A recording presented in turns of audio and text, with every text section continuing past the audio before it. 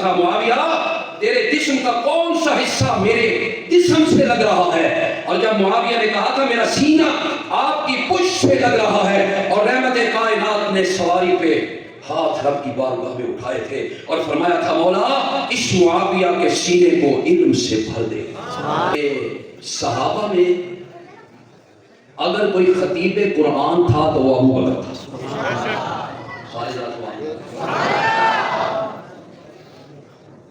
کہ جس نے جب بھی ضرورت پڑی، کوئی مسئلہ آیا، کوئی پریشانی آئی، تو وہ ابو بکر ہی تھا جو سب سے پہلے رب کا قرآن پڑھا کرتا تھا۔ تفصیل میں نہیں جانا چاہتا ہوں، تفصیل میں نہیں جانا چاہتا ہوں، اشاروں سے سمجھ لیں۔ اور وہ اس لیے کہ نبی پاک صلی اللہ علیہ وسلم نے فرمایا، آپ نے پڑھا ہوگا حدیث کی کتابوں میں، آپ نے فرمایا تھا ما صب اللہ فی صدری، جو کچھ رب نے میرے سینے میں ڈالا، انڈیلا، وہ کیا تھا؟ وہ قرآن، وہ علوم، وہ معارف، وہ حکمت و دانائی۔ فرمایا جو کچھ رب نے میرے سینے میں ڈالا سبقت فی صدر ابی بکر، وہ سارے کا سارا میں نے ابو بکر کے سینے میں ڈال دیا۔ یہ سرخیل ہے صحابہ، یہ سرخیل ہے۔ بعد الانبیاء پوری انسانیت میں سب سے اعلیٰ ہے، اور میرے نبی نے اس پر اعتماد کیا۔ جب ایک عورت مسئلہ پوچھنے آئی تھی، آپ نے بخاری میں پڑھا ہوگا، میں تھوڑا سا بخاری کو بھی ساتھ دھیان دلاتا ہوں۔ جب ایک عورت نے آ کے سوال کیا تھا یا رسول اللہ صلی اللہ علیہ وسلم مجھے آپ سے کوئی مسئلہ پوچھنا ہے، مجھے میرے مسئلے کا جواب دے دیجیے، اور نبی علیہ السلام مصروف تھے، آپ نے اسے فرمایا تھا کل آ جانا، کل میں تیرے مسئلے کا جواب دے دوں۔ اور وہ پھر عورت بھی کوئی عام عورت تو نہیں تھی، اور اس نے پتہ کیا کہا تھا؟ اس نے کہا تھا جی تو ولم اجد کا، یا رسول اللہ صلی اللہ علیہ وسلم زندگی کا کسی نے کوئی لکھوایا ہوا تو نہیں ہے کٹھا چٹھا؟ وہ پتہ ہے میں جو کل آؤں اور آپ کو نہ پاؤں،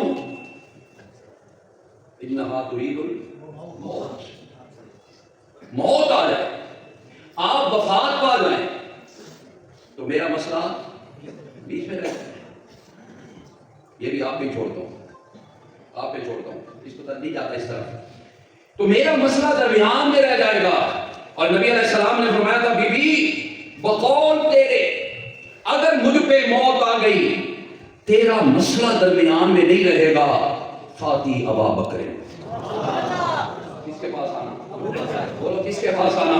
فرمایا ابو بکر کے پاس آنا، جو جواب تجھے میں نے دینا ہے وہی جواب تجھے ابو بکر دے گا۔ اگر اس کے بعد کو دیکھوں، خطاب کے بیٹے کو دیکھوں، کیا بات ہے، وہ یوں نظر آتا ہے بولتا فرش پہ ہے، رب اس کے بول قرآن بنا کے عرش سے نازل کرتے ہیں۔ اگر میں یوں کہوں کوئی خطیب قرآن بن گیا، ذرا توجہ کرنا میرے لوگوں، کوئی کیا بن گیا؟ کوئی خطیب قرآن بن گیا،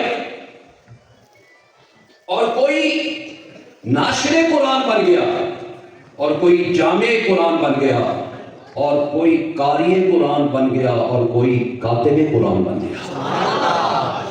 وہ سب کو سلام ہے، سب کو سلام ہے، جامع القرآن اسے بھی سلام ہے، خطیب قرآن اسے بھی سلام ہے، قاری قرآن اسے بھی سلام ہے، اور جس نے اپنے مقدس ہاتھوں سے قرآن لکھا ہے اسے بھی سلام ہے۔ کون ہے؟ بولوں کی آواز سے ذرا، کون ہے؟ کون ہے؟ بولوں کی آواز سے، وہ کون ہے؟ بولو معاویہ، سیدنا معاویہ، معاویہ رضی اللہ تعالی۔ آج معاویہ تمہیں اتنا مظلوم نظر آتا ہے، الحمدللہ جہاں توحید کا دفاع ہوگا، سنت کا دفاع ہوگا، انشاءاللہ وہاں پہ عظمت صحابہ کا بھی دفاع ہوگا اور سیاست و سیادت معاویہ کا بھی دفاع ہوگا. سن لو سن لو، اس مقدس محفل میں، اس بابرکت محفل میں اس کا ذکر کیوں نہ کروں؟ فی صحف مکرمۃ مرفوعۃ مطہرۃ بأیدی سفرۃ کرام، میں اس کا کیوں نہ ذکر کروں جس نے اپنے ہاتھوں سے رب کا قرآن لکھا، جس نے اپنے قلم سے قرآن لکھا. معاویہ تجھے تو بلایا جاتا تھا، ادعو لی معاویہ، ادعو لی معاویہ، معاویہ کو بلاؤ، معاویہ کو بلاؤ. میں آخری بات اسی پر ختم کرتا ہوں.